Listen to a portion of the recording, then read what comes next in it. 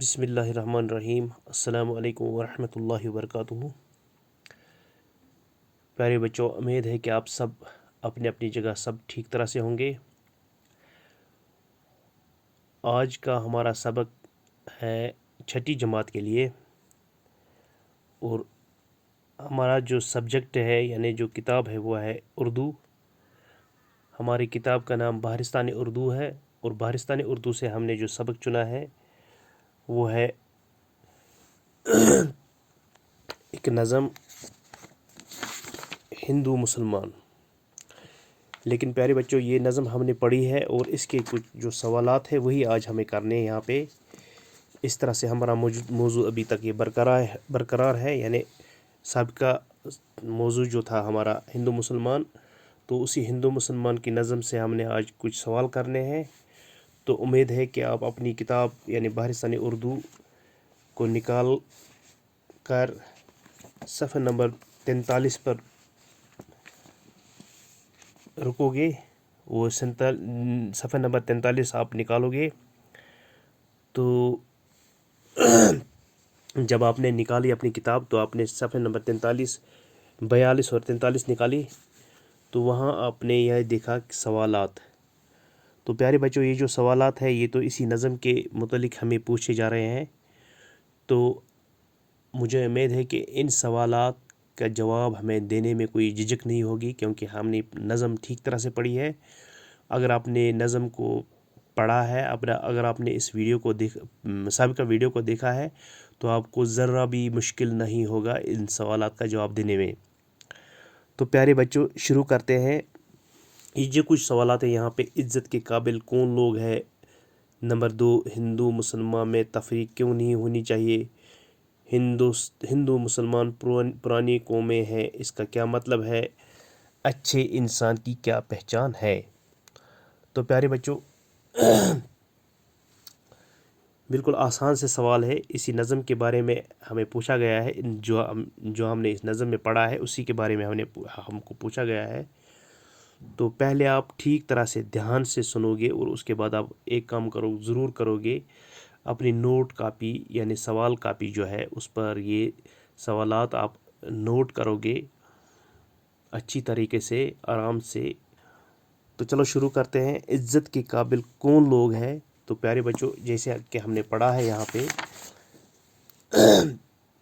عزت کے قابل ہے بس وہ انسان، ہندو ہو یا ہو مسلمان، عزت کے قابل ہے بس وہ انسان، نیکی ہو جس کا کار نمایاں، اوروں کی مشکل ہو جس کے آسان۔ تو پیارے بچوں، ہم نے آپ کی آسانی کے لیے ہم نے تھوڑا سا یہاں پہ لکھ لیا ہے، تو آپ بھی اسی طریقے سے لکھو گے۔ عزت کے قابل وہی لوگ ہیں جن کے نیکیاں کار نمایاں ہو اور جن سے لوگوں کی مشکل آسان ہو جائے۔ تو پہلے سوال کا ہمیں جواب مل گیا آسانی سے۔ تو اس طرح سے دوسرے سوال پر ہم جائیں گے۔ تو دوسرا سوال ہے، ہم سے پوچھا گیا ہے، ہندو مسلمان میں تفریق کیوں نہیں ہونی چاہیے؟ پیارے بچوں، جیسے کہ آپ نے پڑھا ہوگا ہندو مسلمان کے بارے میں، یہ آپس میں بھائی ہندو مسلمان ہے، بھائی تفریق کیسی لڑائی، یعنی ان میں سے لڑائی اس لیے نہیں ہونی چاہیے کیونکہ یہ بھائی ہے۔ تو اسی طریقے سے ہم نے یہاں پہ آپ کی آسانی کے لیے لکھا ہے، ہندو مسلمان آپس میں بھائی ہے، اس لیے ان میں تفریق نہیں ہونی چاہیے۔ تو اسی طریقے سے ہم سوال نمبر 2 کو ہم نے کمپلیٹ کیا۔ اب آگے جائیں گے، آگے جا کے دیکھیں گے کہ تیسرا سوال کیا ہے ہمارے لیے۔ تو پیارے بچوں، یہاں پہ ہندو مسلمان پرانے قومیں ہیں، اس کا کیا مطلب ہے؟ تو پیارے بچوں، جیسے کہ ہم نے نظم میں بھی پڑھا ہے، ہندو مسلمان قومیں پرانی دونوں ہندوستانی، کیونکہ یہ پرانی قوم ہے اس لیے ان کا جو تعلق ہے ہندوستان سے ہے، یعنی یہ پہلے ہی سے ہندوستان میں رہنے آئے ہیں، اس کا یہی مطلب ہے۔ ہندو مسلمان پرانی قوم ہے، اس کا یہ مطلب ہے کہ ان دونوں کا تعلق ہندوستان سے ہے، یعنی یہ پہلے ہی سے ہندوستان میں رہتے آئے ہیں۔ تو پیارے بچوں، یہ تھا تیسرا سوال، اور آخری سوال ہمارا جو ہے سوال نمبر 4، अच्छे इंसान की क्या पहचान है। तो प्यारे बच्चों, आसान सा सवाल आपके जहन में होगा, आप बिल्कुल सही सोचते होंगे।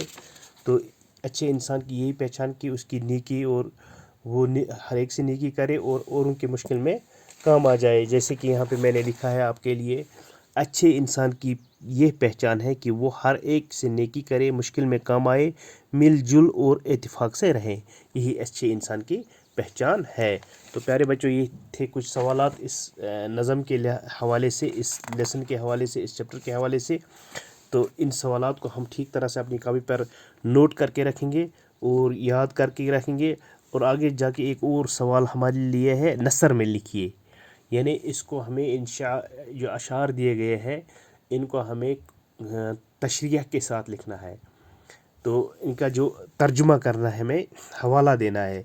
तो प्यारे बच्चों, जैसा कि आपको मालूम होगा कि ये नज़म हिंदू मुसलमान ये किसने लिखी है, तिलुक चंद महरूम ने। यहाँ पे आपने देखा होगा और मैंने साबिक़ा लेसन में भी, साबिक़ा सबक में भी आपको बताया कि ये तिलुक चंद महरूम एक बहुत बड़े अच्छे शायर थे।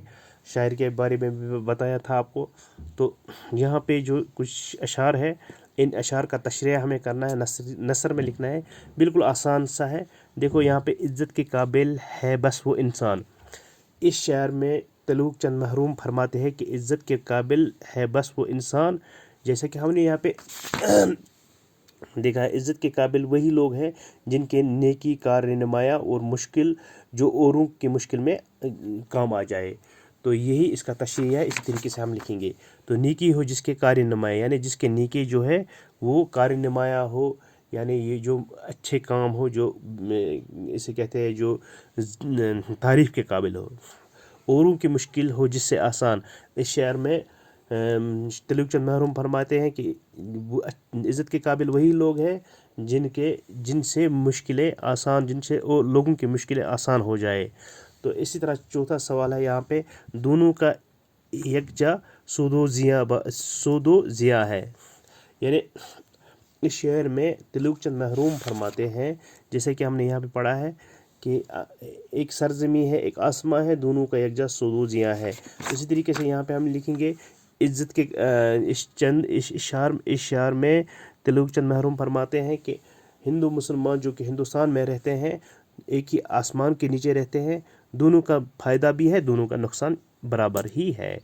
तो प्यारे बच्चों, ये थे कुछ सवालात और कुछ जवाबात हमने जो बताए। तो मुझे उम्मीद है कि आप इन सवालात और जवाबात को ठीक तरह से समझोगे और उसके बाद अपनी कापी पे नोट करोगे। और नोट करने के बाद फिर आप इनका मतलब ये ठीक तरह से पढ़ोगे भी और याद रखोगे, ताकि आपके इम्तिहानात में जो कुछ सवालात आने वाले हैं उनमें से आसानी हो जाएगी। मुझे उम्मीद है कि आप ठीक तरह से इस वीडियो को देखोगे। और अगर इसके बारे में आपको कुछ सवालात है तो आप इसी इनबॉक्स जहाँ पे मैं ये वीडियो डालने जा रहा हूँ, वहाँ पे आप सवालात, वहाँ पे आप अपना क्वेश्चन डाल सकते हैं। तो दीजिए इजाज़त। अल्लाह हाफिज़।